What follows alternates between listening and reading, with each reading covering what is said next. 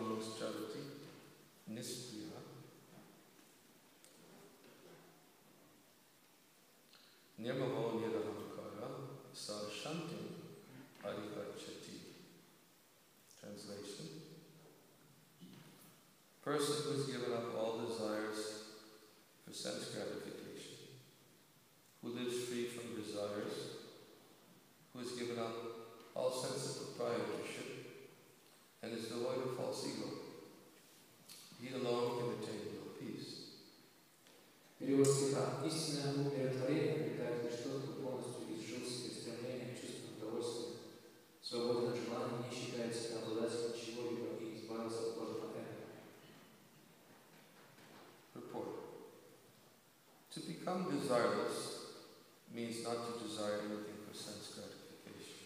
Комментарий. Избавиться от желаний значит избавиться от стремления к чувству удовольствия.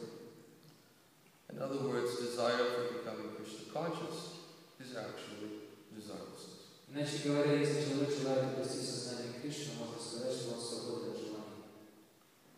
To understand one's actual position as the eternal servitor of Krishna, without falsely claiming this material body to be oneself, and without falsely claiming proprietorship over anything in the world, is the perfect stage of Krishna consciousness.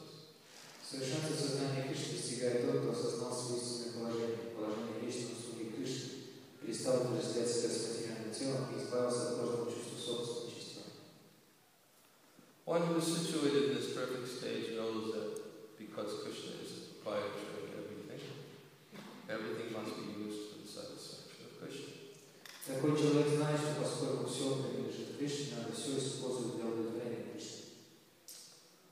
Arjuna did not want to fight for his own sense satisfaction, but when he became fully Krishna conscious, he fought because Krishna wanted him to fight. Арджуна не хотел сражаться ради собственного удовлетворения, но обретя в полной мере сознание Кришны, он вступил в бой, потому что так было угодно Кришне. For himself, there was no desire to fight, but for Krishna, the same Arjuna fought to his best ability. У него не было желания участвовать в битве ради себя, но ради Кришны он был с ним на жизнь настрой. Real desirelessness is desire for the satisfaction of Krishna, not an artificial attempt to abolish desires. Истинное свободное желание заключается в желании удовлетворить Кришну, а не в попытках искусственно подавить себе желание. The living entity cannot be desireless or senseless, but it does have to change the quality of the desires. Живое существо не может перестать желать или чувствовать, ему просто нужно изменить качество своих желаний.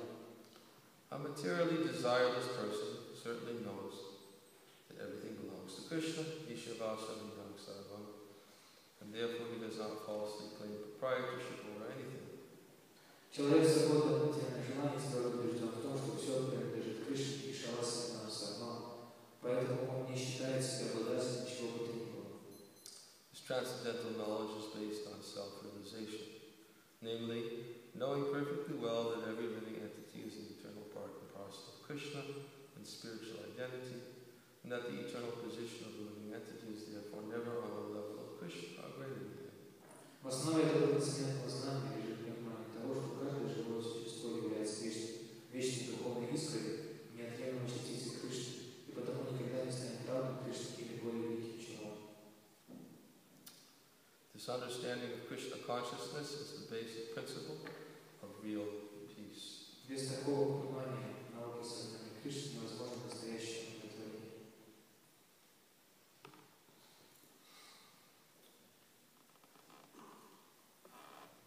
Last night we were speaking on a verse similar to this verse about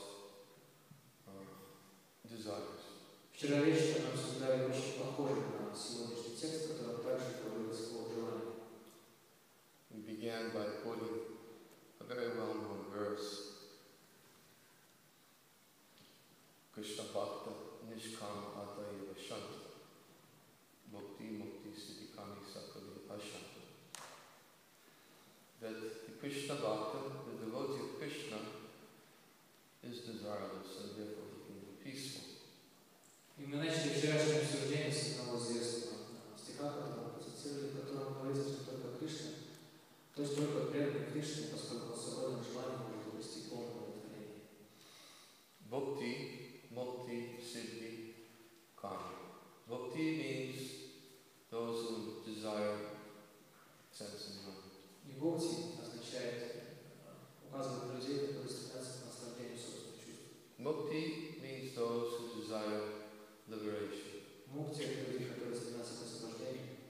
Siddhi means those who desire mystic yogic perfections. А сидды — это люди, которые стремятся к обретению мистических сил. They are called kami, which means that they still have lusty desires. Все это называют ками, что означает, что эти люди по-прежнему сохраняют себе похотливые материальные желания. Sakali ashanta, therefore ashanta, they cannot be peaceful. И поэтому таких людей называют словом ашанта, что означает, что им неведомо удовлетворение. It is impossible to be peaceful when there are unfulfilled desires. Невозможно быть удовлетворенным, если есть неудовлетворенные желания. And since desire is a symptom of life, И поскольку желание является признаком жизни, when one has unfulfilled desires, it is very difficult, as we said, to find peace or happiness. если желание человека остается неудовлетворенным, то, как мы сказали, очень сложно обрести удовлетворение и спокойствие в жизни. In the verse, 2 verses just before this, it explains that for one who is not connected to the Supreme can have neither a controlled mind nor steady intelligence, without which there is an impossibility of peace. Двумя стихами ранее, когда же говорил, что человек, который не установил связь с Всевышним, не способен удовлетворить свой разум, успокоить ум, без чего невозможно удовлетворение. How can there be any happiness without peace? И как можно обрести счастье, не обретя удовлетворение? So, this verse explains how a person can attain real peace. В сегодняшнем стихе объясняется, как можно обрести такое удовлетворение. It's something that many people want. Удовлетворение — то, к чему стремятся многие люди. And because so many people want it, there are many various opportunities available to try to obtain it. И поскольку спрос на удовлетворение очень большой, возникает очень много предложений и способов его обрести. There are different types of meditation, yoga practices, and various activities which offer opportunities to become peaceful. Нам предлагают различные типы медитации, различные упражнения йоги и другие виды деятельности, которые предлагают, скажем, принести желание удовлетворения. I even remember in the early 1970s, very early, when I was still in college. Помню, в самом начале 70-х годов прошлого века, когда я еще ходил в институт, the college that I went to had a lot of university students. в то учебное заведение, куда я ходил, также приходило очень много студентов. I think there were about 45,000 university students in the university I went to. То есть в том университете, где я учился, учились также 45 тысяч студентов. And at that time it was a lot of students. Тогда это было, считалось очень большое количество студентов. And there was a lot of suicides. И в студенческой среде также были очень распространены самоубийства. I lived in a building that just behind me there was a 22-story building. Я жил в таком студенческом общежитии, прямо за ним располагалось другое здание, 22-этажное. It was the dormitory. Это было общежитие. And it was not a common event, but from time to time somebody would decide to take a trip from the top to the bottom very quickly without using the elevator. И это не было прям таким уж распространенным явлением, но и необыкновенным явлением тоже невозможно было назвать, потому что время от времени кто-то решал спуститься с верхнего этажа этого здания до земли без помощи лифта. And the university was promoting a lot of propaganda to the students to have how to become peaceful. И чтобы как-то противодействовать этой тенденции, руководство университета пыталось объяснить студентам, что значит жить удовлетворенной жизнью. It wasn't very good for their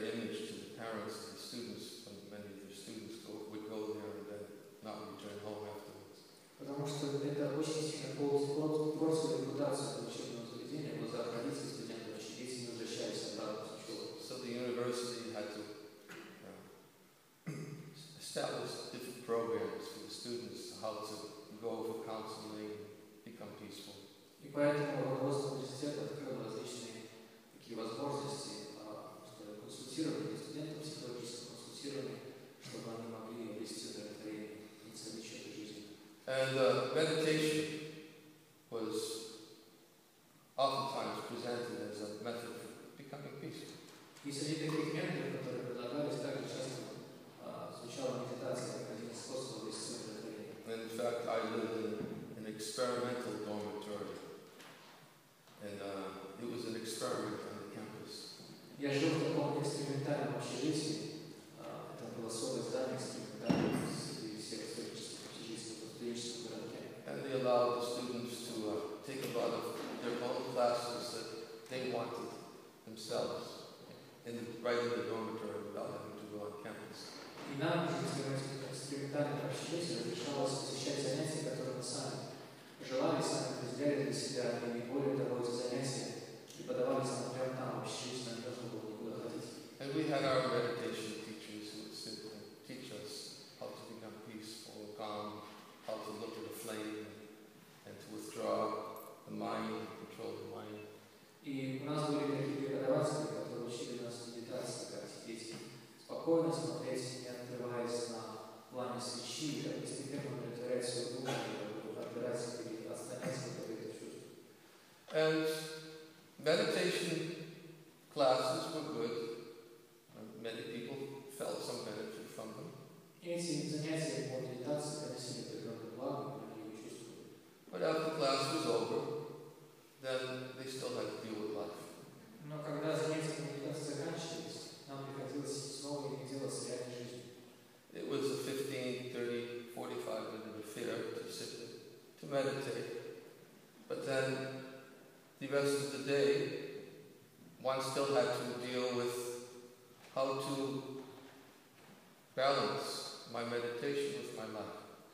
Эти занятия по медитации длились, скажем, 15, 30, максимум 45 минут, но когда они заканчивались, нам приходилось иметь дело с этой задачей, необходимостью найти какой-то баланс между нашей реальной жизнью и симптомами медитации.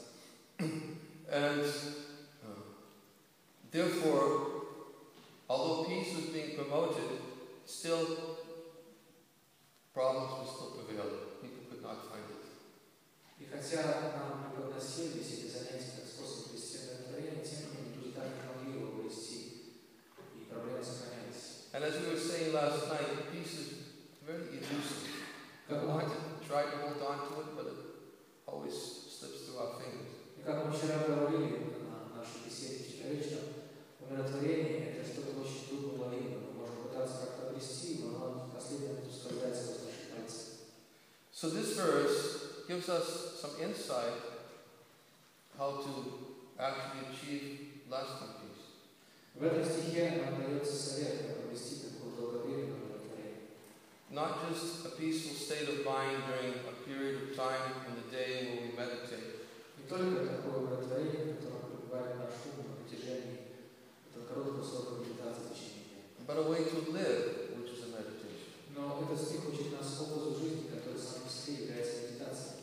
And in fact, that was what attracted me when I started studying teachings of Bhagavad Gita. Именно это привлекло меня к учению Бхагавад-гиты, когда я познакомился с ней. Because after I left the university, I studied a lot of different philosophies.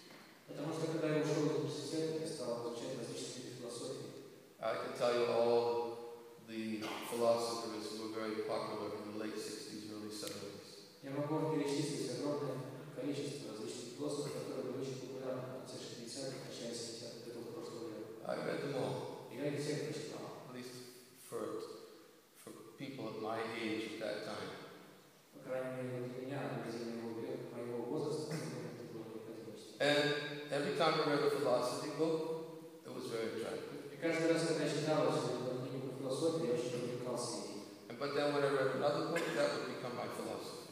Но когда я переходил к чтению другой книги, то она теперь становилась моей философией. По мере того, как я читал одну книгу за другой, также менялось мое понимание и мировоззрение философии. I don't know if any of you had that experience, but I was very an impressionable youth. Не знаю, может быть, у вас тоже такой есть, такой опыт. Я был очень впечатлительным человеком.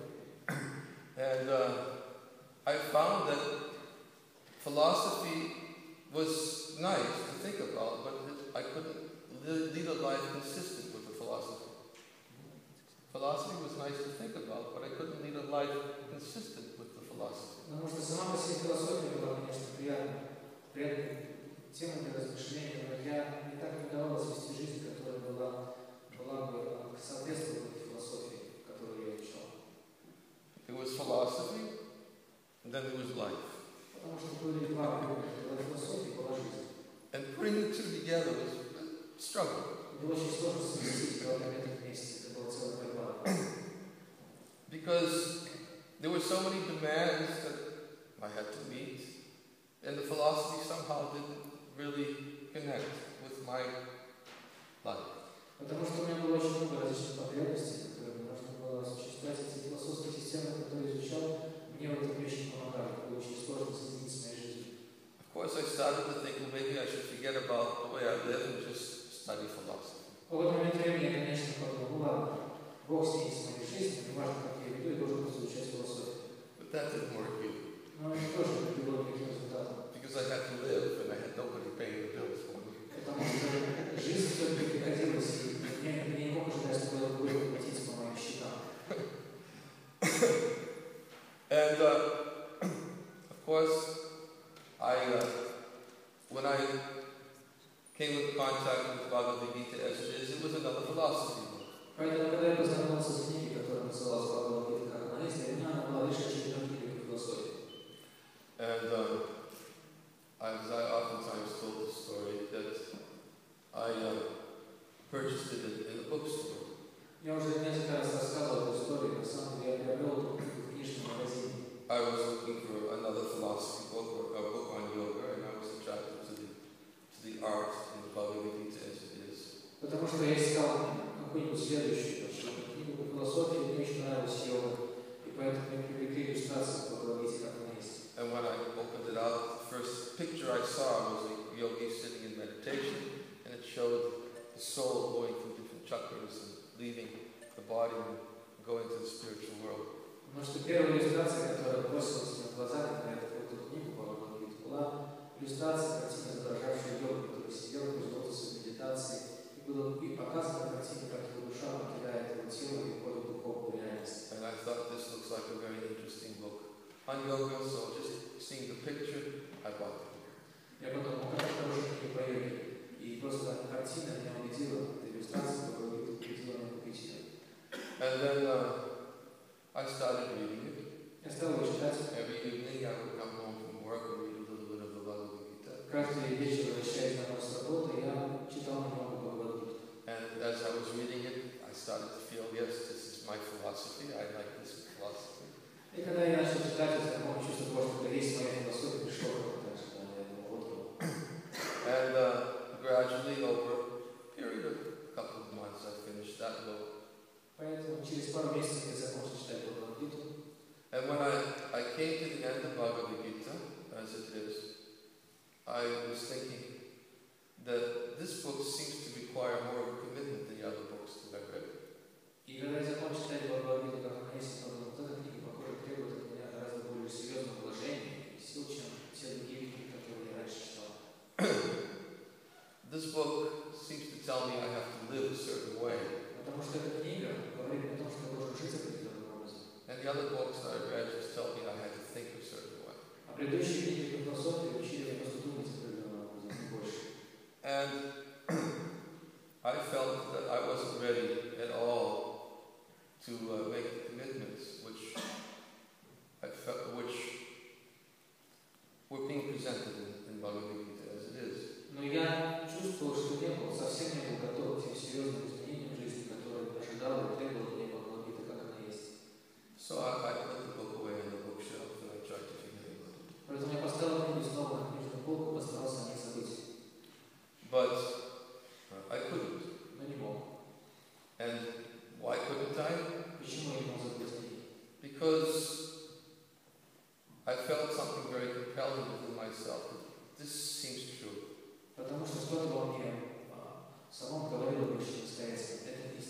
as any practitioner of Krishna consciousness experiences, in the course of time, after reading Srila Prabhupada's Bhagavad Gita as it is, И как любой человек, который в пути сознания Кришны, может потребить на собственном опыте, читая книги Шрила Прабхупады, такие как Бхагавад Гита, как она есть, there is a certain internal transformation that begins to take place. Человек начинает испытывать определенное внутреннее преобразование внутри себя. And that transformation is that one begins searching after truth. И это внутреннее преображение человека, которое он испытывает, заставляет его блуждать и искать истину. Srila Prabhupada says here in the commentary a very important point. В комментарии к этому стиху, который мы прочитали, что Прабхупада говорит очень важную вещь. He says that actually talks about desires. I can't remember exactly what it is, but he says, but the pursuit for Krishna consciousness is a genuine spiritual desire. Шрила Прабхупада говорит, что на самом деле стремление к сознанию Кришны и к развитию сознания Кришны называется подлинным духовным желанием. As we said, the desire is the eternal companion of the soul. Как мы уже сказали, желание является вечным спутником души. That means that the symptom of life is desire. Это означает, что желание является своим признаком жизни. And when one has unfulfilled desires, it's very difficult to be peaceful. Но если у человека по-прежнему сохраняется неудовлетворенное желание, ему очень сложно пребывать в удовлетворении. And when one comes in contact with Krishna consciousness, one actually begins to experience transformation of consciousness. Когда человек касается сознания Кришны, начинает испытывать преображение, изменение сознания. There's a verse, Raja Vidya Raja Guyam Savitam Uttamam Pachakshavamam Damyam Shushukha Kartavavayam. This knowledge is the king of education. В другом стихе Бхагавад Гиты говорится, что это знание является царем всего образования. It is the perfection of religion. Это совершенство религии. And because it gives direct perception of the self by realization, поскольку это знание дает человеку возможность непосредственно воспринимать свое «я» посредством реализации опыта, it is the perfection of religion. Оно называется совершенством религии. It's everlasting and joyfully performed. Это знание вечное и постижение радостно. It's called Raja Vidya, means it's the king of knowledge, and Raja Gulyam means the most confidential knowledge. Это знание называется Раджа Видья, что означает царь всего знания, и Раджа Гухам означает самое сокровенное. And it gives direct perception of the self by realization. И оно дает, как говорилось, непосредственно восприятие собственной сущности, посредством осознания или опыта. In other words, knowledge, theoretical knowledge, doesn't satisfy the self. Другими словами, теоретическое знание душу не удовлетворяет. But when one gets realized knowledge, А когда человек обретает полностью осознанное знание, опыт, one begins to experience an internal satisfaction. такой человек в собственном опыте начинает испытывать внутреннее удовлетворение.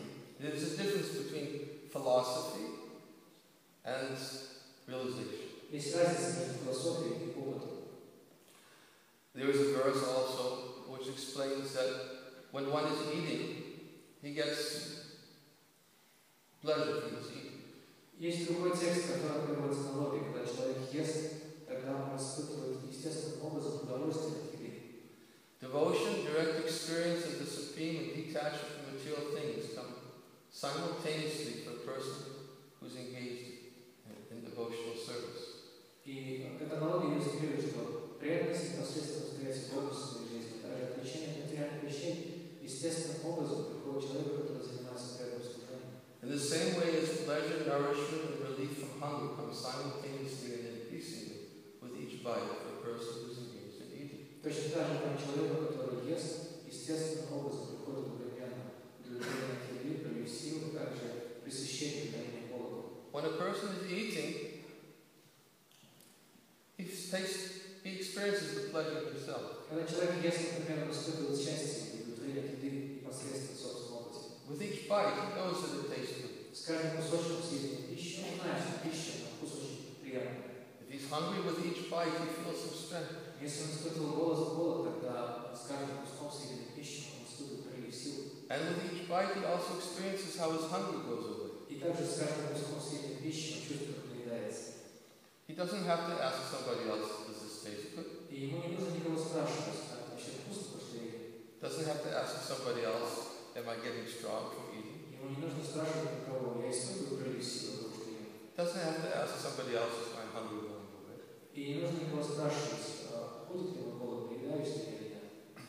Experience of eating provides all of these things: pleasure, nourishment, and relief from hunger. Таким образом, этот опыт еды дает человеку три непосредственно самых очевидных опыта. Например, это удовлетворение, это прилив сил и удаление голода. And this analogy is used in relationship to devotion to the Supreme. Эта аналогия приводится для того, чтобы проиллюстрировать результат верности Духовному Господу. When one actually begins to pursue devotion to the Supreme, Когда человек непосредственно испытывает преданность Духовному Господу, he experiences his devotion increasing. он чувствует, как эта преданность увеличивается. He experiences the direct perception of the Supreme in his life. Он видит непосредственное присутствие Бога в своей жизни. And he sees also that he loses his attraction for temporary material things. И он также видит, как постепенно, теряя свою привязанность к временным материальным вещам. Just as the hunger goes away when one's eating, Точно так же, как голод уходит по мере того, как человек ест, in the same way, detachment from material things begins to take place in the heart. точно так же в сердце такого человека появляется отреченность от материальных вещей. How does it happen? Как же это происходит? Vishayagani Varta Tegarahara Siddhina Rasavajam Vasopya Saparam Nishtvanavarta. This verse also explains that the embodied soul may restrict himself from sense enjoyment, although the taste still remains. В этом стихе Бхагавад-гиты, в другом стихе объясняется, что хотя живое существо, условно живое существо, может воздерживаться от чувственной деятельности, однако вкус не остается. But ceasing such engagements by experiencing a higher taste, he becomes fixed in consciousness. Но когда человек испытывает высший вкус, тогда такого рода низшая деятельность прерывается сама собой, и он утверждается в высшем сознании. We already oftentimes hear that Krishna consciousness is presenting us with an opportunity to get a higher taste. Мы часто слышим о том, что сознание Кришны дает нам высший вкус. Srila Prabhupada used to present Krishna consciousness, our spiritual masters used to present Krishna consciousness as a positive alternative. Наш духовный учитель Шрила Прабхупада часто представлял сознание Кришны как позитивную альтернативу жизни. Because generally people are looking for alternative ways to live. Вообще люди часто ищут этих альтернативных образов жизни. As I was telling devotees recently, also my experience in the 60s and 70s, Srila Prabhupada came to America, and many people that came to hear from him were hippies. Как я недавно делился своими воспоминаниями о 60-70-х годах с другими преданными несколько лет назад, Шрила Прабхупада приехал в Америку как раз в это время, и первым его последователем, людьми, которые приходили на встречу с ним, были хиппи. And hippies were looking for an alternative way to live. А хиппи как раз были те люди, которые находились в поиске альтернативных образов жизни. The hippie culture was very, very popular in America in the late 60s and early 70s. В конце 60-х, начале 70-х годов прошлого века эта культура хиппи была очень распространена и популярна в США. The youth was very frustrated. We were at war in Vietnam. A lot of our friends were going to war. Потому что молодежь испытывала очень большое глубокое разочарование в жизни. Мы в Соединенных Штатах Америки вели войну во Вьетнаме, многие наши друзья уходили на эту войну. And people were wanting to just drop out of society and look for an alternative way to live. И люди просто хотели порвать с этим обществом, которое устраивало, найти какой-то альтернативный образ жизни. And Srila Prabhupada arrived in America and to present Krishna consciousness as a positive alternative. И Шрила Прабхупада, когда он приехал в Америку, стал представлять сознание Кришны как позитивную альтернативу жизни. So, because the youth was looking for a positive alternative, they thought, yes, why don't we try this alternative? И поскольку молодежь, когда находилась в поиске какой-то новой альтернативы, они подумали, ну почему бы попробовать, конечно.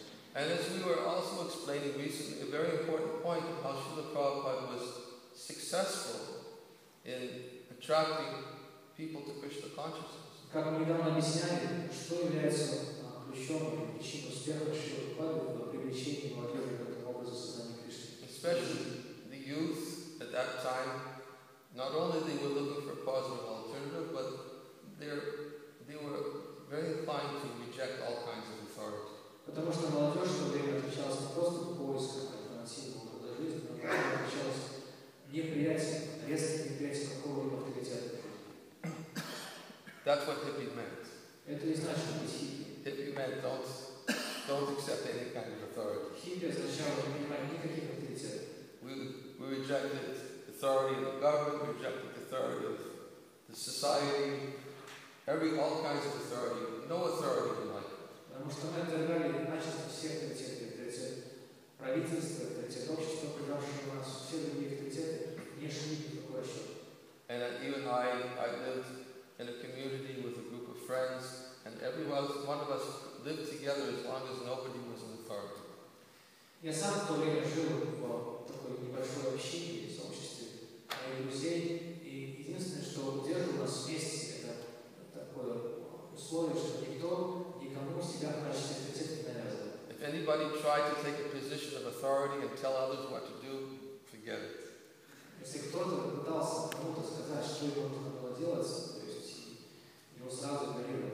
The culture was, do your own thing. Потому что девизом нашим было делать свое дело.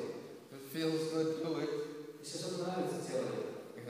And that's the way life is meant to be lived. Вот так наше представление нужно было жить достойной жизни. And Srila Prabhupada was attracting many youth from this culture. I guess you could call it culture. И если можно назвать это культурой, конечно, то Шрила привлекал очень многих молодых людей, последователей такой культуры. And here was a Swami from India who was very cultured and very knowledgeable. И представьте себе картину, с одной стороны, такой пожилой Свами из Индии, который отличался от настоящего высокого уровня культуры, он был очень образованным. Very disciplined. Он был очень самоорганизован. And saintly. И он отличался святыми качествами. And whenever he spoke, he presented the highest authority. И каждый раз, когда он говорил, он представлял не просто себя, но высший авторитет. He was very authoritative.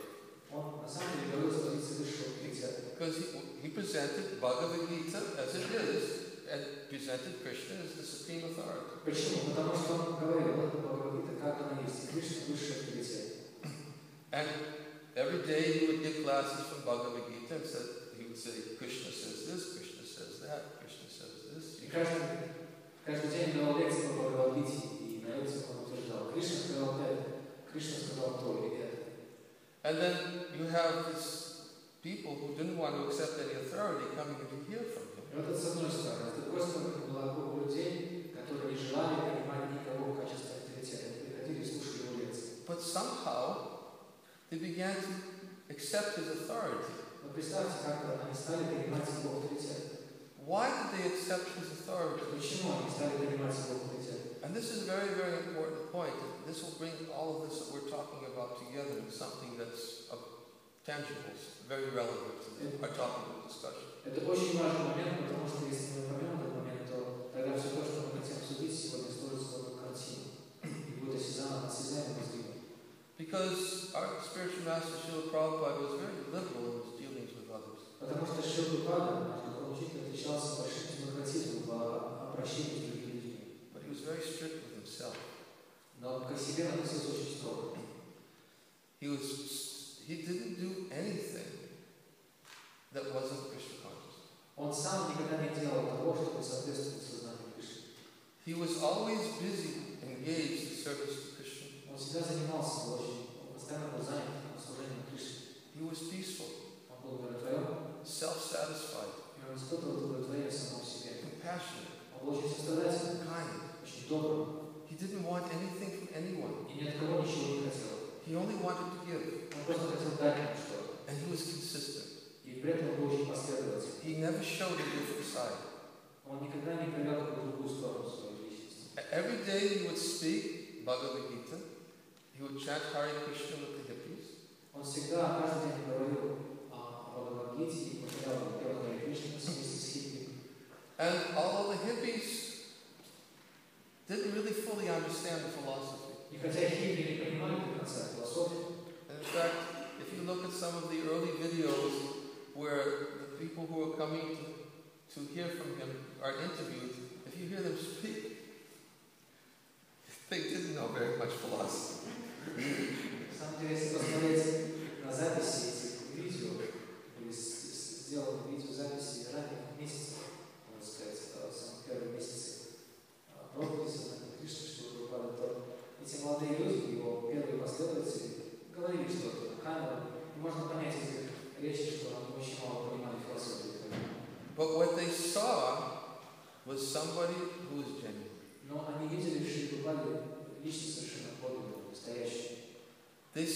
that here's a person who's very convinced about what he's presenting. И они видели, что тот человек, личность, он полностью убежден в том, что рассказывает нам.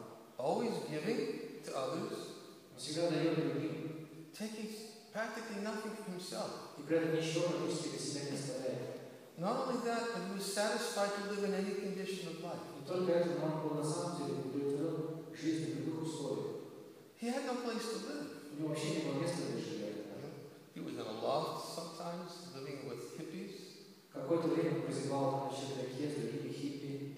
He was thrown out of the loft because his roommate went crazy. И однажды тот сосед по чердаку, с которым он там вместе жил, где его чердак, сошел с ума, и поэтому просто пришлось спасаться бегством. He was standing on the street, Он стоял на улице, didn't know which way to turn, left or right. даже не знал, куда поворачивать, поворачивать, направо и налево. And he was just depending on Krishna. И при этом он во всем зависел от Кришны. And people saw that here's a genuine person. И люди видели в нем, например, подлинную личность. He lives the philosophy. Он сам жил в соответствии с философией. It's not just philosophy. Для него это было не просто философия. It's one thing to have philosophy, but it's another to be able to live it 24 hours a day. Одно дело знать себе, понимать какую-то философию, совсем другое дело быть способным жить в соответствии с ней 24 часа в сутки. And because they saw an example of somebody who's not just a philosopher, but who lives the philosophy. И поскольку эти молодые люди видели, что Прабхупада, например, человек, который не просто владел философией, а который, может, знает, как жить в соответствии с ней. Whatever unwillingness they had to accept his authority was pushed aside. Этот его пример, на самом деле, сразу отметал любое нежелание следовать Прабхупаде. Because they could see, here's a living example of somebody who's Krishna conscious. Потому что они увидели в нем живой пример того, что значит быть в сознании Кришны. Who's peaceful, Который удовлетворен, self-satisfied. который полностью доволен сам себе. But, for instance, right here, the verse we read today, В стихе, который мы прочитали сегодня, говорится, the person who's given up all desires for sense gratification. говорится о человеке, который ворвался всеми желаниями чувства наслаждения. He lives free from desires. Он живет свободно от желаний. He's given up all sense of proprietorship. Он избавился от любого чувства обладания чем-либо.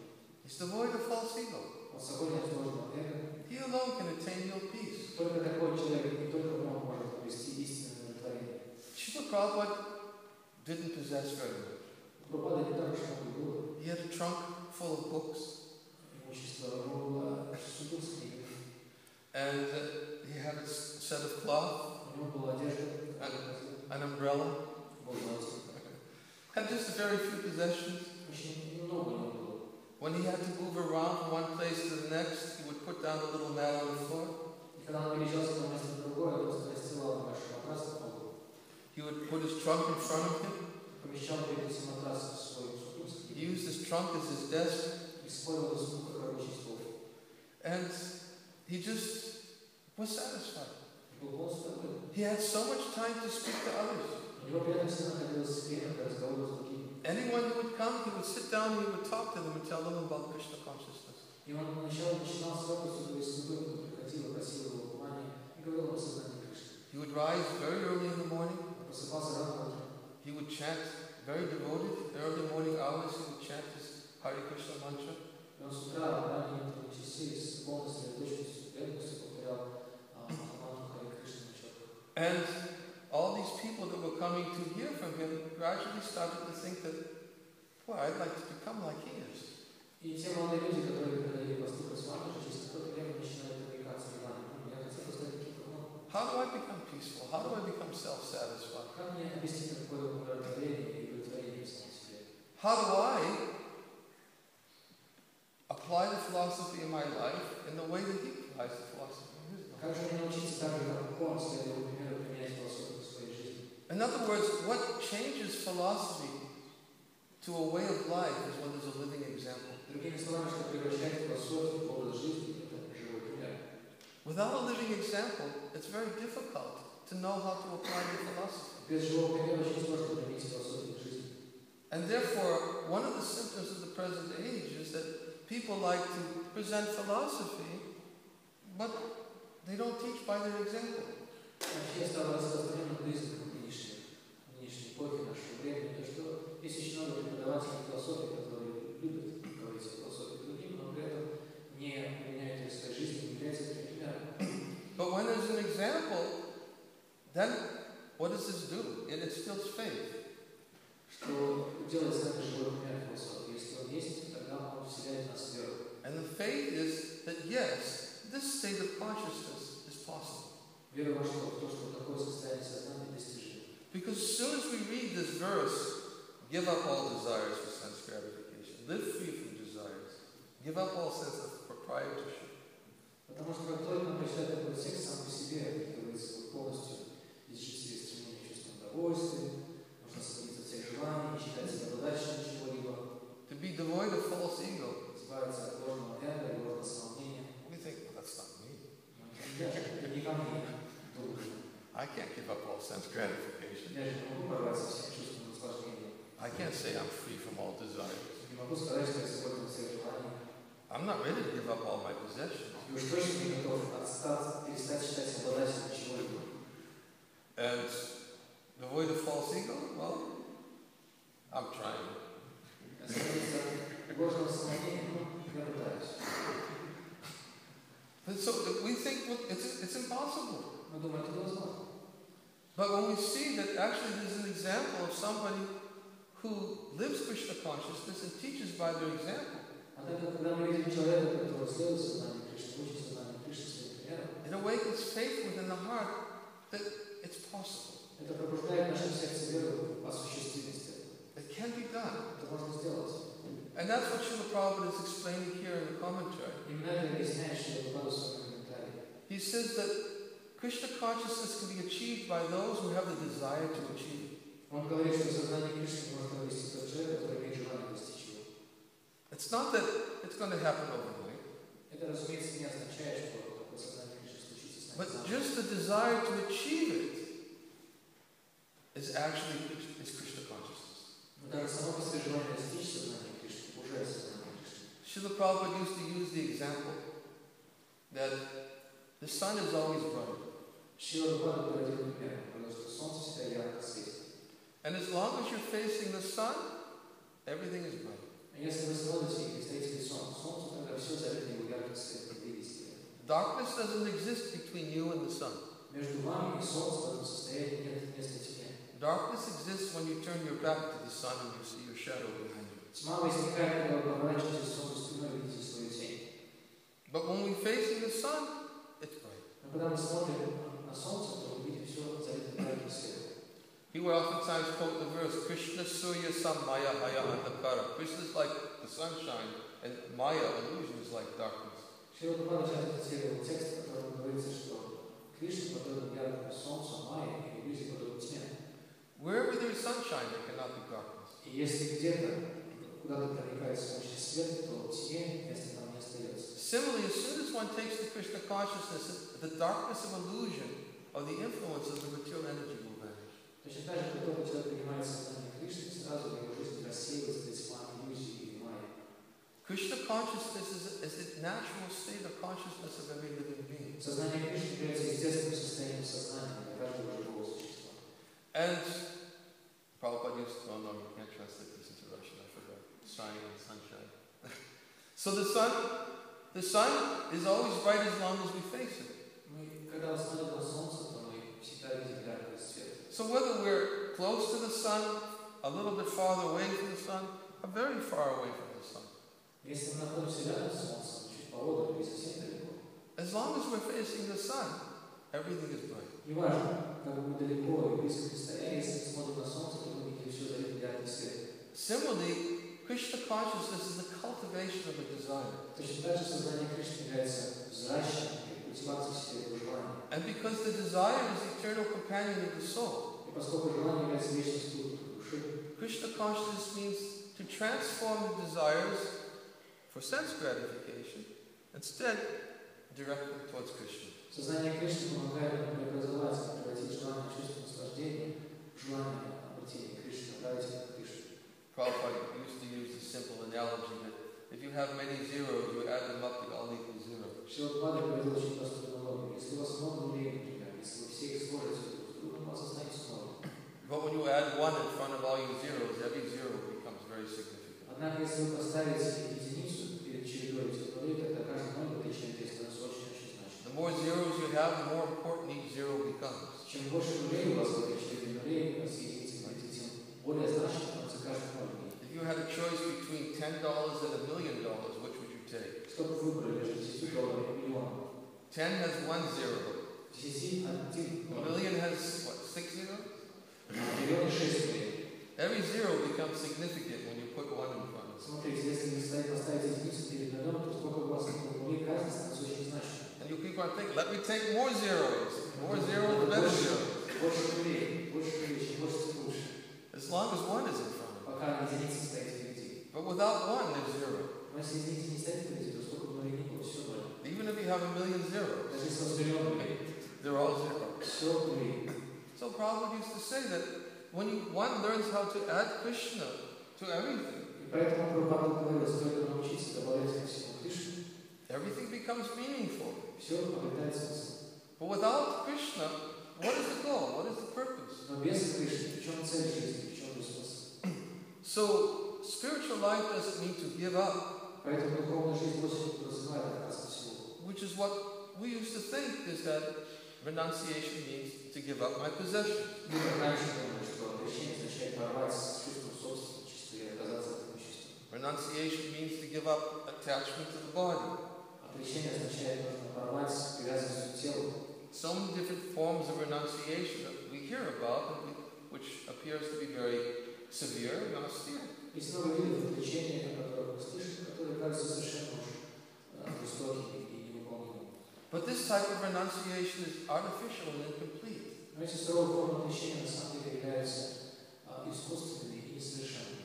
Real renunciation means to see everything in connection with Krishna. И подлинной формой отречения является способность видеть все в связи с Кришной. Because ultimately everything is connected to Krishna. Потому что в конечном итоге все связано с Кришной. I am connected to Krishna. Я связан с Кришной. Krishna says in Bhagavad Gita, Aham sarvasya prabhavo mataksavam pravartate. I am the source of the material and spiritual worlds. Everything is emanating from me. Кришна в этом стихе Бхагавад-гиты, что я являюсь источником всех духовных, материальных миров, и все исходит из меня. That means everything that exists in creation is connected to the Supreme. Это означает, что все сущее в этом творении связано со Всевышним. And when I don't see that connection, Если я не вижу эту связь, as we just quoted before, for one who's not connected to the Supreme, как мы процитировали совсем недавно текст, в котором говорили, что если человек не имеет связи со Всевышним, cannot have either controlled mind or steady intelligence, такой человек не может отворить свой разум или успокоить свой ум, without which there's no possibility of peace. без которых невозможно обрести удовлетворение. And how can there be any happiness without peace? И как же можно рассчитывать на счастье, на обретенное удовлетворение? But when one establishes a connection with the goal, Но когда человек устанавливает свое счастье высшей цели, then Krishna consciousness means simply to make progress along the path towards the goal. то сознание Кришны превращается просто в постепенный прогресс на пути к этой цели. The desire for Krishna is real desirelessness. И желание обрести Кришну – это есть подлинная свобода от желания. Desireless doesn't mean no desire. Это отсутствие желания означает, что вообще никаких желаний не может быть. We already said Krishna bhakta nishkama atayeva shanta. Мы уже привели этот стих в самом начале, где говорится, что Кришна Бхакта, он является нишкамом, то есть он свободен от желания. And we said devotee of Krishna is desireless. Мы сказали, преданный Кришна не имеет никаких желаний. And therefore he can be peaceful. И поэтому может быть удовлетворенным. But here Srila Prabhupada says in the commentary, to become desireless does not mean it means not to desire anything for sense gratification. Но Шрила Прабхупада говорит в самом начале своего комментария, избавиться от желания значит избавиться от стремления к чувству удовлетворения. In other words, desire for becoming Krishna conscious is actually desirelessness. Другими словами, что стремление вести сознание к Кришне – это и есть состояние свободы от желания. But if we try to simply renounce all sense gratification, it's very difficult. Однако, если мы пытаемся просто порвать искусственно со всем чувством наслаждения, мы поймем, что очень сложно. Therefore, Krishna is the reservoir of pleasure. Но Кришна является вместилищем всего счастья. When one is connected to Krishna, it's not that it's simply a life of severe austerities. Если человек живет ради Кришны, связь с Кришной не означает, что его жизнь превращается просто в суровую аскезу. We quoted the verse, Raja Vijay Raja Guyam Pavitram Itam Uttamam Pachakshavanam Kamyam Shishukam Kartam Avim This process is everlasting and joyfully performed. Уже процитирую стих из Бхагавад-гиты, в котором говорится, что этот процесс постижения Кришны, он вечен, и его следование ему радостно. It gives direct perception of the self by realization. Оно дает непосредственно восприятие собственной сущности, посредством осознания. Therefore, it's the perfection of religion. И поэтому является совершенством религии. When one gets direct perception of the self by realization, Когда человек обретает такое непосредственное восприятие собственной сущности, one becomes joyful. он становится очень счастливым. He experiences the high pleasure.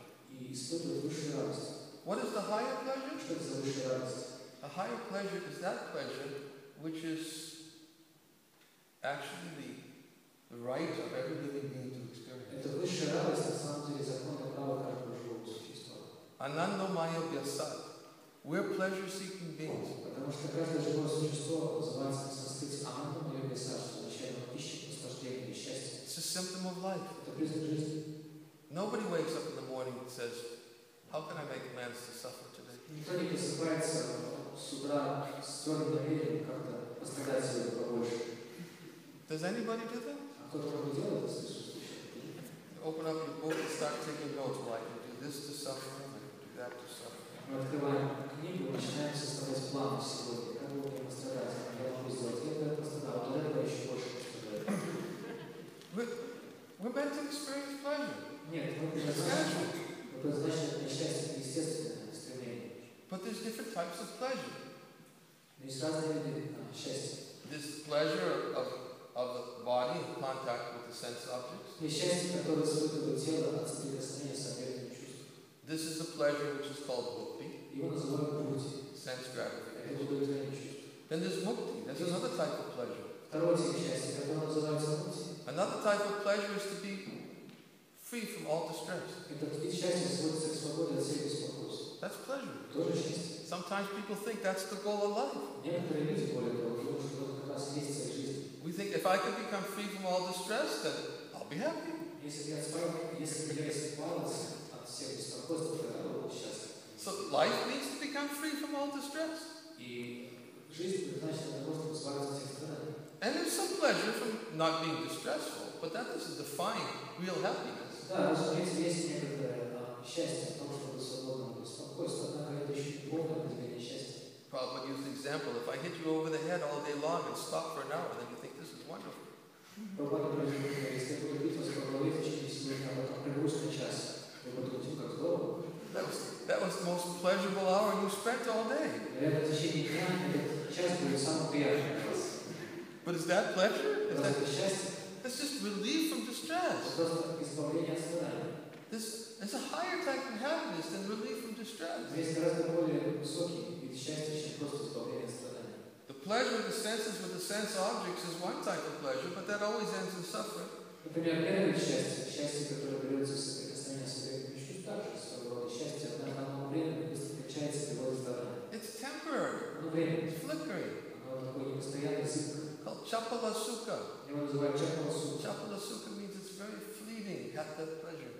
Чапала сука означает, оно такое зыбкое и непостоянное. Sita yata vata varishna ime etiki achi paratitire kamala dala chapala sukha la la ine. As Govinda Das describes this flickering happiness. Это стих написал Галинидас. Он говорит, написано в стихе природа зыбкого счастья. For some flickering pleasure I have served many wicked and miserly people. Он говорит, что ради такого зыбкого счастья я прислуживал недостойным порочным людям. In freezing cold and scorching heat, I'll undergo all kinds of austerities for some chapala sukha, flickering pleasure. На лютом морозе и страшном жару я просто пытался, прилагал тяжелые усилия и очень сильно трудился для того, чтобы достичь зыбкое счастье. But it's flickering. Но оно зыбкое, It's not real. оно не настоящее. And then, as we said, the happiness that comes from relief from distress, that's also not complete. И также то счастье, которое мы уже писали, которое сводится к свободе от страданий, как мы сказали, оно не полное в себе. Bhukti, mukti, siddhi, those who achieve mystic yoga perfections, they also obtain some happiness, but it's not, doesn't fully satisfy the self. Затем есть сидят люди, которые занимаются какими-то практиками, чтобы обрести мистические силы, но это тоже несовершенное достижение. Selfish desires can't fully satisfy the self. Потому что все эти корыстные желания не могут полностью удовлетворить душу. Unless one knows who the self is. Пока человек не понимает, а что такое, кто такое душа. It's the biggest mystery for most living beings. Для большинства людей это тайна за своими печатями. They have selfish desires. Yes, me. I want this. I want to be happy. I want to be peaceful. I want to enjoy. У людей есть множество различных эгоистических желаний. Да, я хочу наслаждаться, я хочу счастливым. But who am I? Хочу удовлетворения достичь. Кто я? How can I be happy? Как я могу быть счастлив? And therefore, Bhagavad Gita teaches, yes, the real happiness for the self is when they're connected, and they know their connection with the Supreme. И Бхагавад-гита учит нас тому, что подлинное счастье человек обретает, когда он становится в связи со Всевышним. To be connected is not a one-way experience. И это состояние связи со Всевышним не является как дорогой с односторонним движением. When one is connected to the Supreme Person, когда человек обретает связь со Всевышним Личностью, then the connection is complete because it's a reciprocal exchange. то тогда такая связь становится совершенной, потому что она обоюдна. It's not just one way.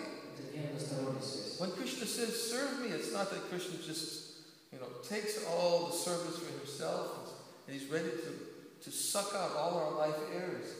Когда Кришна говорит, что это не означает, что он просто все себе присвоит и высосет из нас все силы. And exploit us completely so that we have nothing left to life.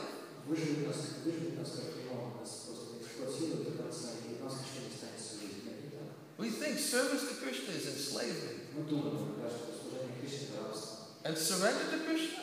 Предание Кришне It's like waving a white flag. это значит выбрасывать белый флаг во время служения. A person waves a white flag, okay, I surrender, take me away. Что человек, когда сдается, капитулирует, не делает свою деятельность, он просто поднимает белый флаг, говорит, все, я больше давать не буду, делать с ним, что хотите. I have no other choice. У меня другого выбора нет. Take me to your labor camp. Можете забрать на свой трудовой лагерь. The rest of my years in hard labor. Я буду прозябать до конца своих дней. Surrender, white flag. Все, я сдался, белый флаг. But that's not the kind of surrender that Krishna is asking for. Нет, но когда речь идет о предании Кришне, то не о таком предании идет When речь. Krishna says surrender to me, he just wants our hearts. Когда Кришна говорит, предайся мне, он хочет, чтобы посвятил свои сердца. And when he wants our heart, because he wants to give his heart. Почему он хочет, чтобы мы предложили ему свое сердце? Потому что он хочет возможность предложить свое сердце в ответ. Krishna says in Bhagavad Gita, if you offer me a leaf, a flower, fruit, and water with love, I'll love it, I'll accept it. Кришна не говорит в Бхагавад-гите, например, что если ты говоришь, что с любовью, преданностью, цветов, плод, любовь, я с огромным счастьем приму, это мне очень нравится такое отношение. It's not the leaf, the flower, the fruit, or the water that Krishna is interested in. Но Кришна при этом интересует вовсе не цветов, не листов, не вода, не плод. He's asking to give it to me. Он просит, дайте мне. But it's already Это his. уже его. He's not interested in a leaf, or flower, or fruit, or water. Почему он листов, цветов, плод или вода? He's interested in the love. Нет, его интересует любовь. And what is the symptom of the love? И каков признак любви? The symptom of love is that you do it for the pleasure of the beloved. Признаком любви является желание действовать ради счастья того, кого вы любите. That's the symptom of love. Это признак любви. If you do it thinking that, I'll give this to you as long as you give this to me. Но если вы говорите, я вот тебе дам, только если ты дашь ему то. That's not love. Это не любовь. That's business. Это бизнес. It's mercantile relationship. Торговые отношения. I'll do this for you, you do this for me, okay? Я тебе это хорошо, по рукам. And Krishna is not so much interested in such offerings. Но Кришне не нравится такие отношения. But when there's love, Но когда есть любовь, he'll take even a little water. то Кришне сразу принять даже немного воды. He'll take a little fruit. Немного, какой-то кусочек плода. And he'll relish it. Thank you so much. Пример с радостью, с радостью, отношением, большое спасибо тебе. He relishes the love. Он наслаждается любовью. And when Krishna experiences that relish from the offering of love, И когда Кришна испытывает такое удовлетворение, такое удовольствие от того, что предложено ему с любовью, the devotee experiences a pleasure that surpasses all of the pleasures of this world. то преданный, который предлагает это Кришне с любовью, испытывает взамен счастья, которое происходит в любой области этого мира. Because Krishna is the reservoir of pleasure. Потому что Кришна источник всего наслаждения. And Krishna wants nothing more than to give that pleasure, И Кришна ничего не хочет больше, кроме одного, дать нам это наслаждение. which is the higher taste. Это высший вкус. We quoted before, Vishaya vinivartate naraharasya denina. The embodied soul restricts himself from sense enjoyment, although the taste is still there. Можно цитировать этот стих сегодня, в котором говорится, что хотя воплощенный в теле живое существо, что воздерживается чувство наслаждения вкусом, остается. But he ceases those engagements by experiencing a higher taste. Но он прекращает заниматься действием высшего порядка, когда испытывает высший вкус. And becomes fixed in consciousness. Утверждается в сознании. Higher taste is actually what Srila Prabhupada came to give. И высший вкус как раз то, что нам пришел дальше. He came to offer, here's some higher pleasure. И он пришел и дал, вот, пожалуйста, вам высший вкус, высшее наслаждение. Srila Prabhupada used the example that if a child is attracted to playing with knives, it's very dangerous. Srila Prabhupada приводил пример, что если ребенку нравится играть с ножами, это очень опасно для ребенка. And if you try to take a knife away from the child, it's even more dangerous. Но если ребенок держит нож в руках, и пытается у него забрать, это еще более опасно. Because the child will resist. Потому что ребенок будет сопротивляться. And when the child resists, it's more dangerous. И когда он сопротивляется, тянет себе нож, еще более опасно. So he says, but if you give the child a nice colorful toy, Но если вы дадите ребенку какую-то красивую, красочную игрушку, he has to drop the knife to take the toy. для того, чтобы взять в руки игрушку, он берет спустить из рук нож. In the same way, we're playing with knives. Мы играем с ножами. We're destroying our lives. Мы просто разрушаем свою собственную жизнь. Just living for flickering happiness. Живя, прожигая свою жизнь ради какого-то зыбкого, надежного счастья. And there's a much superior pleasure that's much more satisfying to the self. Но есть гораздо более высокий уровень счастья, который гораздо более удовлетворяет душу. And even a little drop of that pleasure is sufficient to awaken the desire within the heart for more. И далее даже маленькая капля этого счастья способна пробудить в нашем сердце желание больше. Even one little drop says, Маленькая капля. I want more. И мы думаем, я хочу больше этого счастья. There is a verse in the Srimad Bhagavatam that states, what is the value of a prolonged life which is wasted, inexperienced by years in this world? Какой смысл в долгих годах жизни, которые просто проводятся впустую, в состоянии жизни отсутствия, лишенного какого-либо опыта? Better one moment of full consciousness. На самом деле лучше прожить хотя бы один момент в полном сознании. Because that will enable the person to search after the ultimate truth and his ultimate benefit. Такой момент, прожитый в полном сознании, побудит человека на поиски высшего блага жизни. People think to live a very long life is very valuable. Люди думают, что прожить очень долгую жизнь – большое достижение. But Srimad Bhagavatam says one moment is much more valuable than a long life. Но Шрила Бхагаватам говорит, что гораздо больше достижений прожить хотя бы один момент в полном сознании. Because in that one moment, if you can get full consciousness of what's beyond this world, Потому что если мы хотя бы прожили, если мы сможем прожить хотя бы одно мгновение в таком полном сознании, и сможем понять, что находится за пределами этого мира, then you can dedicate the rest of this life for ultimate benefit. то вы сможете посвятить остаток ваших лет достижению этого высшего блага жизни. Just one moment. Один момент. To know, I'm not of this world. Если мы поймем, что я не принадлежу этому миру, This world is temporary, этот мир времени, and I'm eternal. а я вечный. And I have an eternal relationship with the Supreme. И у меня есть вечные отношения с Верховным Господом. To awaken that desire within the heart Чтобы пробудить это желание в сердце, is the beginning of spiritual life. вернее, пробуждение этого желания в сердце является началом духовной жизни. And once that desire is awakened within the heart, И когда такое желание пробуждается в сердце, spiritual life simply means to make progress towards that goal. духовная жизнь сводится лишь к одному, постепенному прогрессу на пути к цели. There'll be many tests, there'll be мany obstacles. Будет множество различных препятствий и трудностей. But because Srila Prabhupada taught us that the way to get strength and determination to keep on following that goal is to associate with those who have realization. Однако Шрила Бхагаватам учил нас тому, что для того, чтобы идти по этому пути не сворачивать, чтобы найти силы преодолевать эти препятствия, нужно общаться с теми людьми, которые имеют такое сознание в своей жизни. We experienced during his physical presence many difficulties.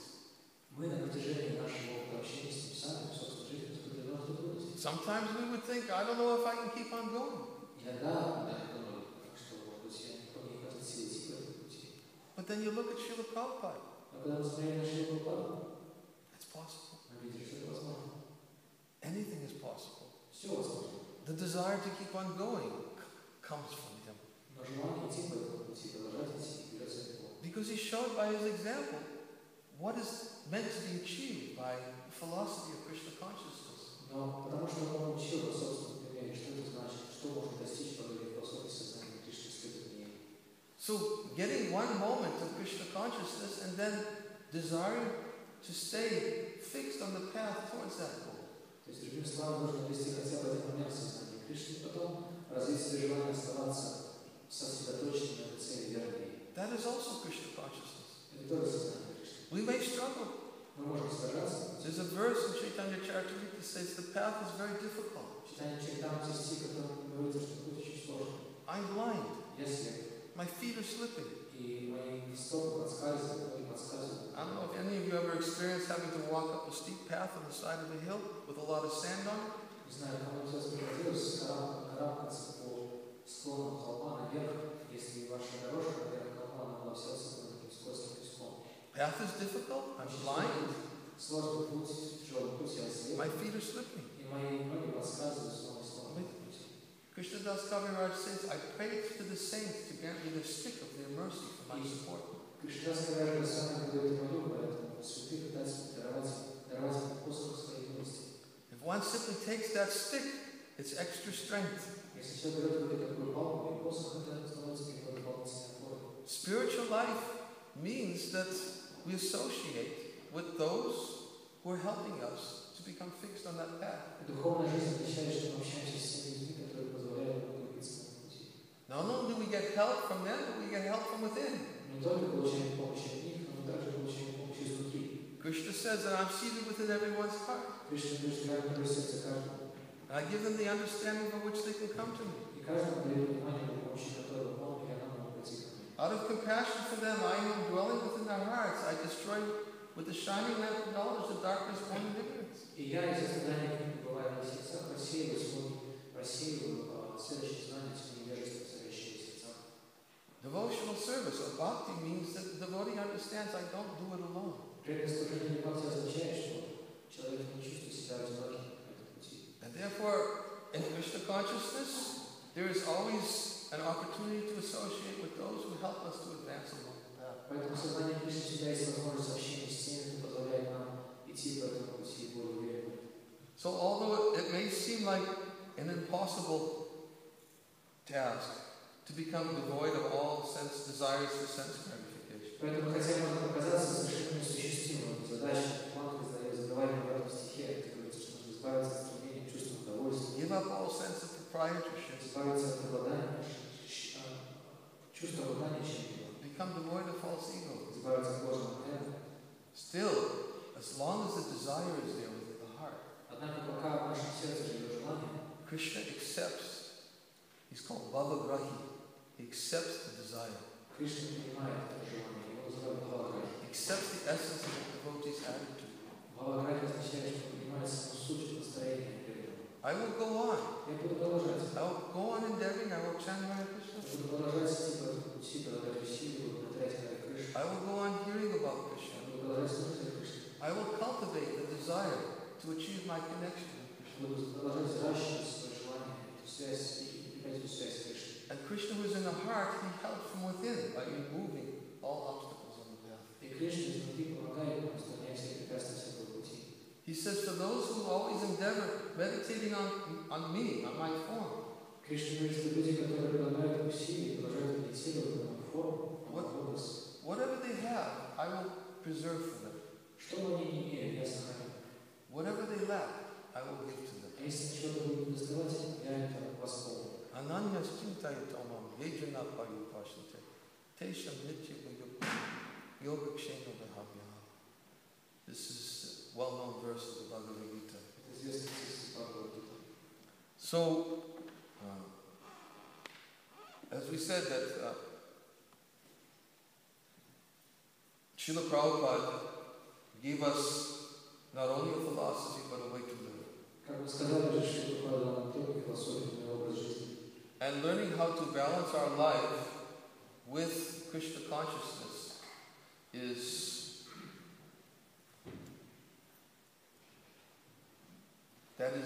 what everyone must learn. И каждый должен научиться тому, как найти баланс в своей жизни с помощью сознания Кришны. It's not just a philosophy, but it's a way to live. Это не просто философия, это образ жизни.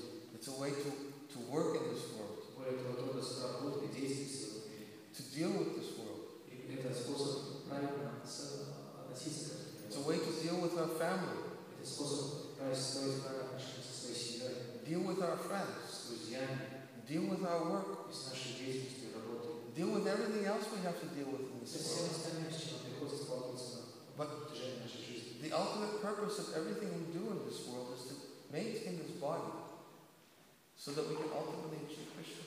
Но высшая цель того, что мы делаем, заключается в том, что просто поддерживаем это тело для того, чтобы в конце концов смогли вести к Кришне. This is Krishna consciousness. Это есть сознание Кришны. And this is what Srila Prabhupada reveals throughout his purports of Bhagavad Gita. Именно это описывает страница Бхагавад-гиты в своих комментариях Шрила Прабхупады. Srila Prabhupada is speaking from his own realized platform of Krishna consciousness. И Шрила Прабхупада говорит в своих комментариях со своего уровня непосредственного восприятия его сознания Кришны. And therefore, he gave us all hope that Krishna consciousness is something that can be achieved. И поэтому его слова вселяют в нас надежду, что сознание Кришны нечто достижимое для нас.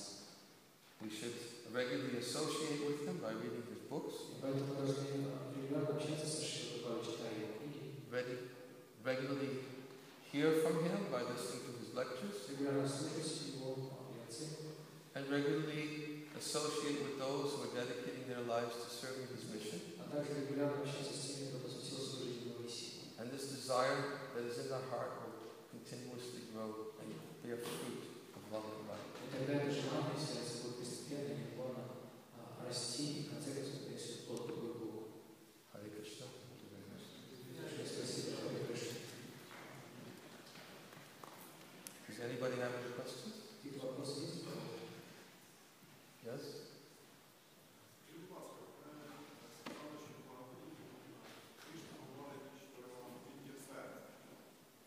Могу чуть погромче говорить? И более того, я очень хорошо понимаю украинский, простите, пожалуйста. Кришна в Бхагавад-гите говорит, что он есть в сердце. Это имеется в виду, что он в образе Параматмы, или это про отношения только между мной и ним?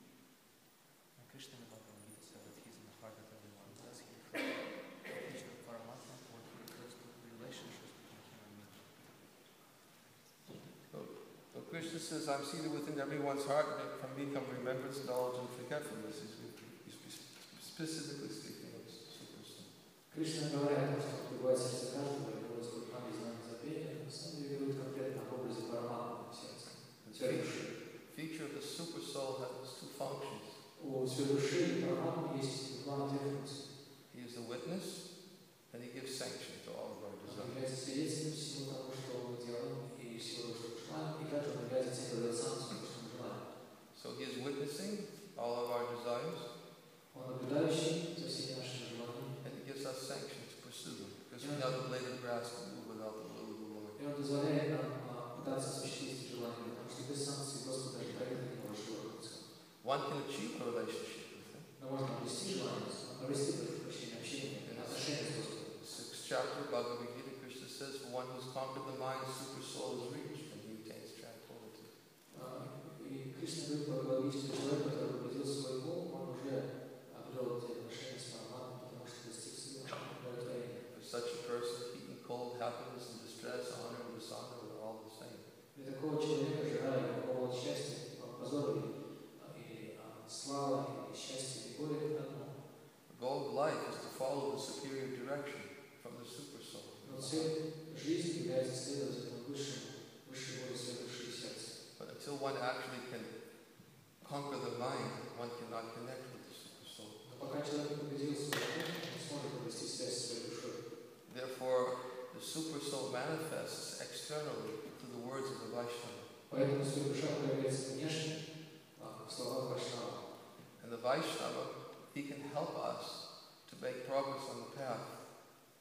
И Вайшнава может помочь нам идти по этому пути.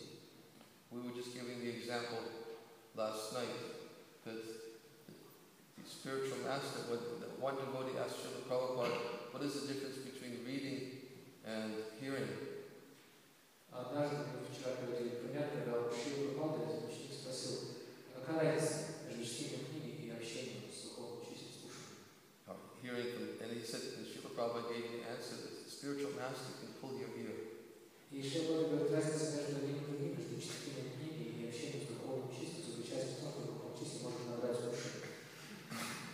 So in other words, by hearing, one can gradually awaken Другими словами, можно from this sleeping condition. и другими словами, благодаря слушанию можно постепенно проснуться. So, spiritual master is that person who helps us to control the mind by giving us a superior dictation.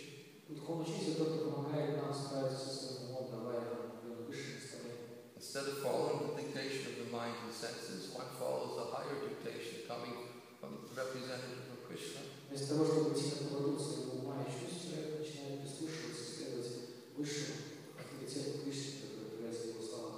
But one doesn't blindly accept anyone as Krishna's representative. Но нельзя смело принимать каждого попавшегося представителя Кришны. One has to get confirmation within the heart that this is Krishna manifesting through the words of a Vaishnava. Для этого необходимо получить подтверждение в сердце, что да, это Кришна, который проявляется в моей жизни через слова Вайшнава. So one gets help both from within and without. Поэтому человек получает в этом случае помощь извне и снаружи. And then when one accepts the superior dictation from without, gradually one purifies his existence so that he can actually come to the platform of following the higher dictation within. И тогда человек, благодаря очищению, вследствие следования этим словам и наставлению, высшим наставлениям, которые приходят извне, постепенно очищая свое сердце настолько, что может научиться слышать слова, приходящие внутри. But that manifestation of super soul is within the heart of every living being. Наставление изнутри, все душа пребывает в сердце каждого живого существа. And accompanies every living entity throughout every birth it takes. Вся душа сопровождает каждое без исключения живое существо всех рождений, через которые мы проходим. Witnessing and giving sanction. Вся душа при этом наблюдает за ним и дозволяет.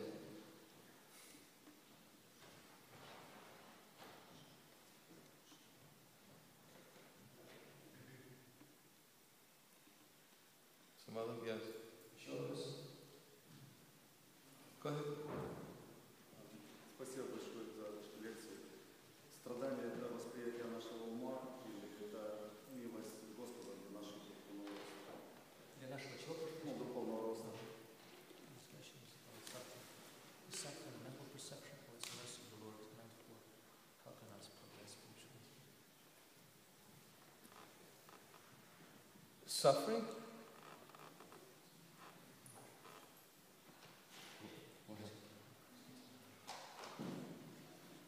Krishna says, Mamo Pecha Punajaman Dukalayam Shashvatam.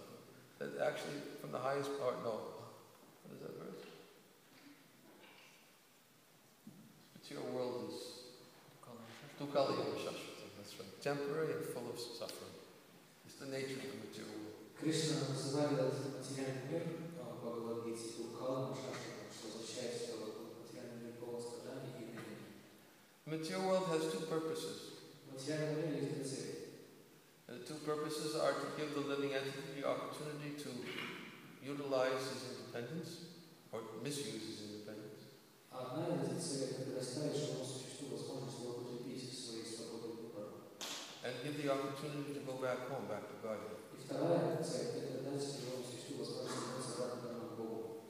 The suffering in this world is good Поэтому страдание в этом мире – это хорошая вещь. in one sense. В определенном смысле. An example is given when you put your hand in the fire. И для того, чтобы это понять, можно привести пример. Если вы засовываете руку в огонь, It burns. огонь начинает жечь. But that's good. Это хорошо. Because if it didn't burn, you'd lose your hand. Потому что если бы вы не испытывали ощущение жжения огня, то вы потеряли руку. But because it burns, you take your hand out. Но поскольку начинает жечь, вы сразу выдергиваете руку из огня. So in the same way, whatever suffering we may experience in this world Таким же образом, любое страдание, которое мы испытываем в этом мире, can become an impetus to get up. может побудить нас подняться или проснуться.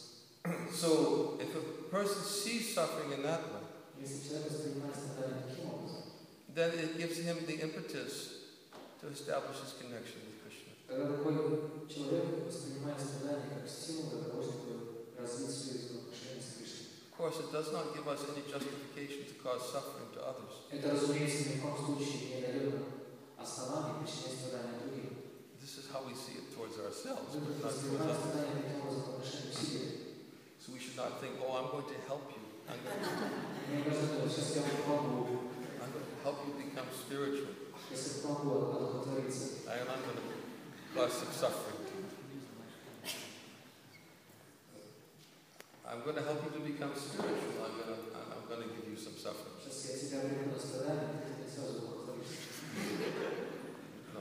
Так не действует. That only brings more suffering to ourselves. Нет, это нас самих обречет на большие страдания. But there's a well-known verse, Tatenu kampam sushamikshemano bhujana evam kritam vipakam hidbad vakabir vinam namaste jiveti mukti pade sadaya bhak.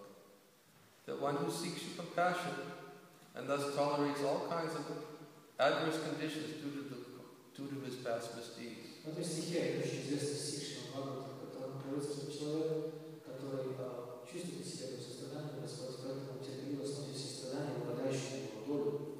Who goes on serving you with his body, mind, and words. И продолжает служить тебе, используя для этого служения своего тела, речь. And glorifies you. Продолжает наслаждаться.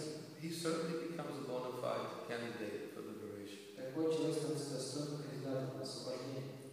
Mukti pade sadaya bhak. Daya bhak means it's his rightful inheritance. И в этом стихе слово «дая бхак» означает, что освобождение становится его законом, правом, последствием. So we have to see things that way. Мы должны видеть вещи таким образом. And then it's favorable. Тогда это благоприятно. And a devotee can find relief from suffering just by having firm confidence. И такой преданный может испытать освобождение страданий, имея просто твердую убежденность. That whatever suffering I'm having is temporary. Убежденность в том, что любое страдание, выпадающее на временно. Because the future is always bright. Однако будущее всегда ярко. All I have to do is remember Krishna. Все, что ты должен делать, просто помнить о Кришне. And whatever suffering is happening now, it will go into course of time. И любое страдание, с которым мы сталкиваемся сейчас, рано или поздно пройдет. Last night we told that little story that Srila Prabhupada tells about the cat, the kitten, and the cat, and the kitten and the mouse. Вчера мы рассказывали большую историю, которую рассказывал Шрила Прабхупада, историю про котенка, кошку и мышку.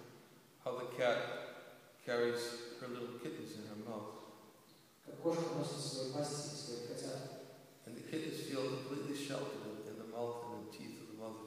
И котята, этой кошки, чувствуют себя в полной безопасности в пасти своего. And they think, this is my mother, she's coming to take me home.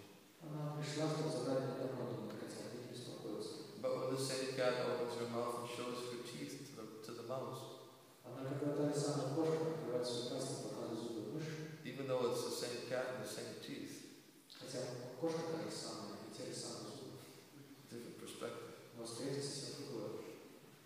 So therefore, a devotee is one who's like the kitten. Поэтому преданный подобен котенку. Because he learns to see Krishna in everything, he sees Krishna everywhere.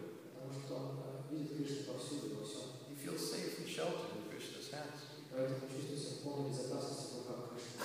Therefore, he can become free from fear. И может быть свободен от любых форм страха. Because he understands that this life is temporary, it's going to end. It's like a drop of water on a lotus leaf. Потому что понимаешь, что эта жизнь временна, она подобна капле росы на листе лотоса. And the future is always bright. Однако будущее очень ярко. So, this is how to deal, because suffering comes of its own accord. Вот так мы должны относиться к страданиям, которые приходят к нам сами собой. As we said, nobody makes plans for it. As we said, nobody makes plans for it. И мы сказали о том, что никто не строит планы на страдания, на боль. Tasyaha heto prayate kalito talabite yakvamatam upayuta talabite sukhavat anyata sukham kalena sapatrakam viraramvasam. Persons who are actually intelligent and philosophically inclined. В этом стихе говорится, что человек, который имеет такой философский склад ума и по-настоящему разумный, They do not endeavor for happiness, не прилагает усилия к собственному счастью. which is derived from sense gratification by going to the highest planet to the lowest planet. Счастье, которое возникает из чувственного восприятия, даже если это счастье, оно обладает разными планетами. Because they know that such happiness comes in due course of time. Он знает, что такое счастье приходит само собой в ложный срок. times suffering comes without asking for it. Точно так же, как и прошлое, нам приходит страдание, так же должен сон. Suffering comes without asking for it. Страдание приходит в прошлое.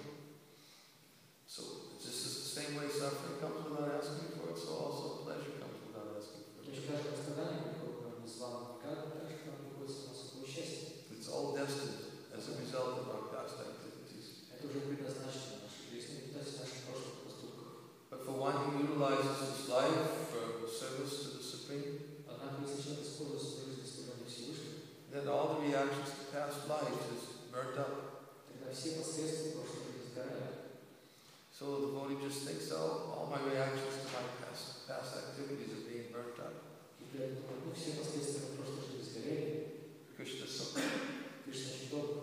is disposing of all the past reactions to past sinful Он activities. избавляет меня от всех последствий прошлых греховных поступков. And he's making me fully qualified for going back home, back to God. И тем самым дает мне возможность передвигаться в эту страну за Богом. This is how to tolerate Вот так suffering. можно терпеть страдания. Because it's not that we don't try to do something to avoid it, Это не означает, что мы должны стараться избежать страданий. but as oftentimes we see, it's unavoidable. Но как мы часто видим, страдания они неизбежны. It comes. If we dedicate our whole life to try to counteract it, Если мы, то есть они приходят в любом случае, если мы тратим всю свою жизнь в попытке избежать страданий, then one form of suffering may disappear and another form of suffering will appear. просто как бы превращаем в одни формы страданий, которые исчезают в нашей жизни, другие, которые появляются. They'll always come without asking, Они придут к нам непрошенными. especially for those who can't control the mind and the senses. Особенно тем из нас, кто не могут контролировать свои чувства. So that's how we see suffering. Так мы воспринимаем страдания. Yeah. Спасибо за лекцию. Вопрос такой. Если Бог — это любовь и совершенство с одной стороны, но с другой стороны в мире столько творятся страшных и вещей, как насилие, убийство и смерть. И это тоже получается с его санкции, с его согласия. То как это понять? Бог, который любовь, и в то же время столько неуместных вещей.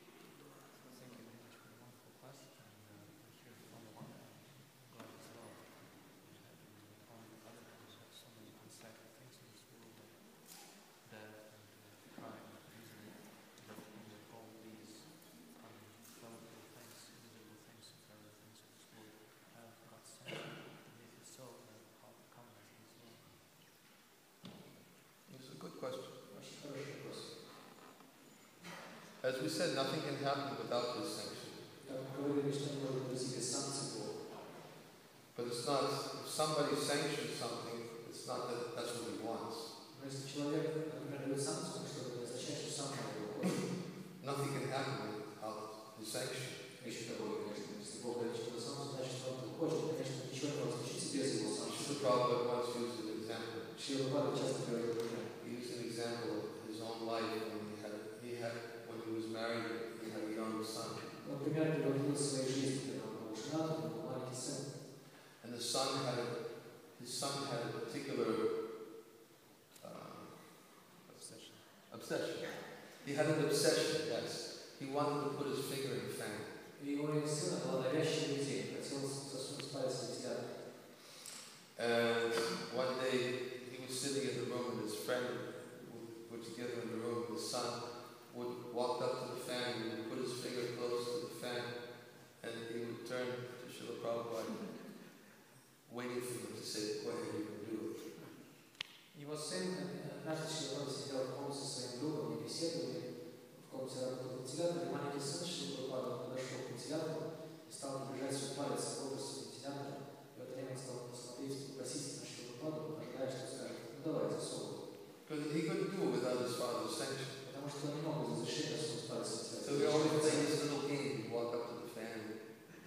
Поэтому он стал играть в такую игру со Шрила Прабхупадой. Ходил в вентилятор, положил палец и смотрел на Прабхупаду вопросительно. And his friend was sitting there and he was getting very distracted by his son doing this thing the whole time. He was busy. Прабхупада говорил, нет, не смей, в коем случае. И хотя у него была беседа с другом, Прабхупада приходилось постоянно участвовать в беседе за поведение, на проказы его сына.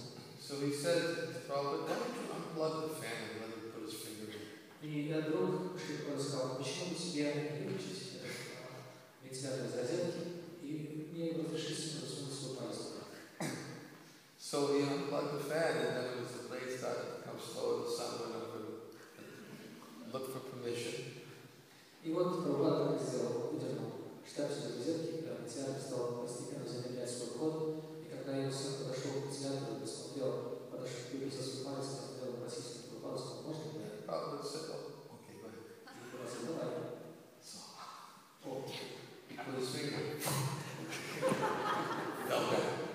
Он засунул палец в вентилятор, и Прабхупада ударил его пальцем, он отскочил.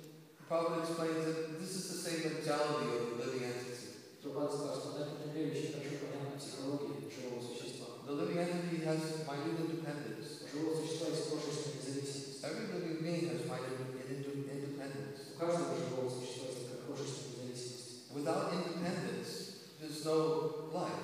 Без этого независимости нет жизни. Without independence, there can be no love. И невозможно также любовь иметь без независимости. So independence means that we also have the ability to choose that which is wrong. И независимость означает также, что у нас есть возможность выбрать что-то неправильное. That choice is everybody's to choose.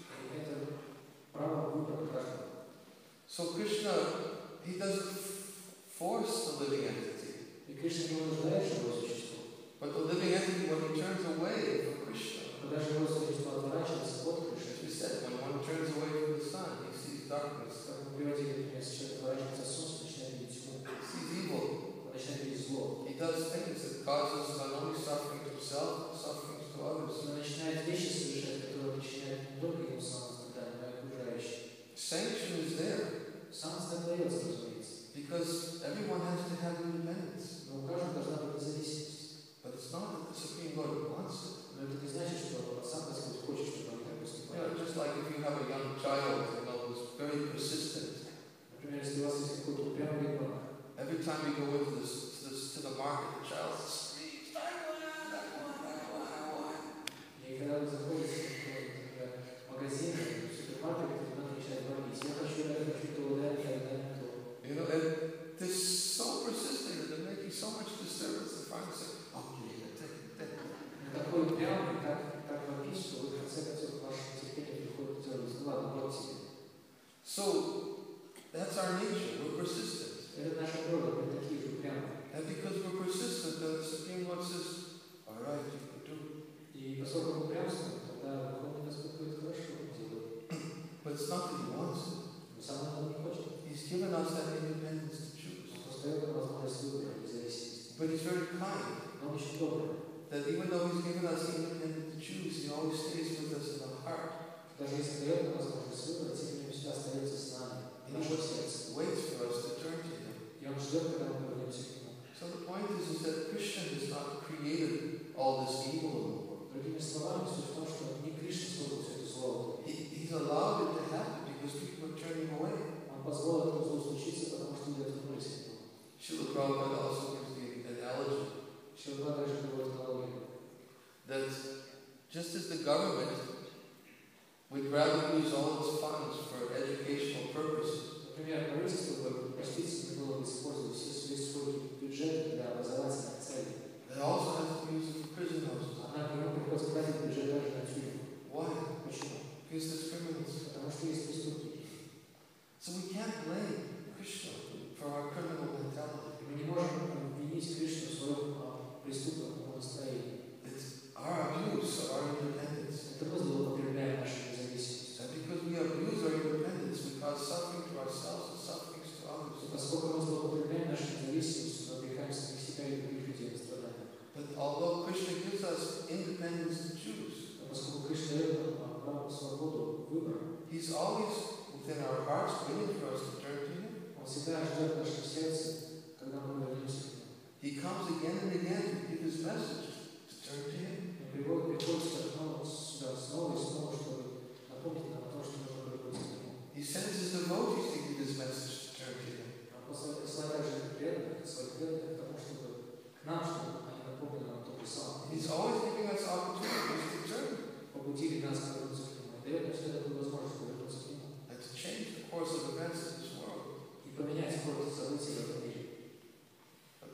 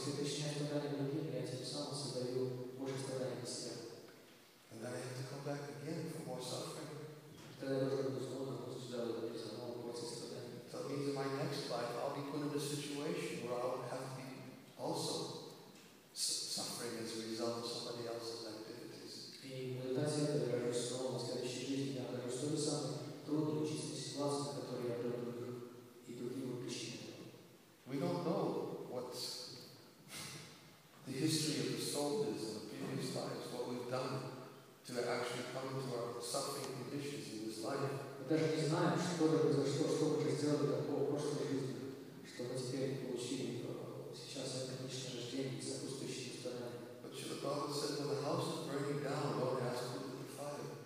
Но Прабхупада говорит, что если дом горит, в смысле задаваться вопрос, кто его поджег. Get out of it. Нужно поскорее выбраться из этого дома. So, that is the nature of reactions to our sinful life. Такова природа последствий прошлых греховных поступков.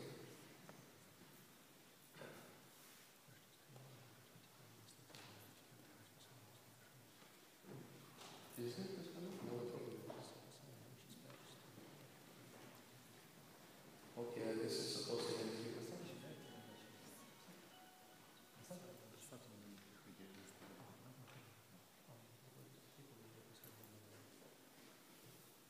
Okay. I think I'll have to end here. Здесь мы закончим. Здесь мы закончим. Thank you very much. Спасибо.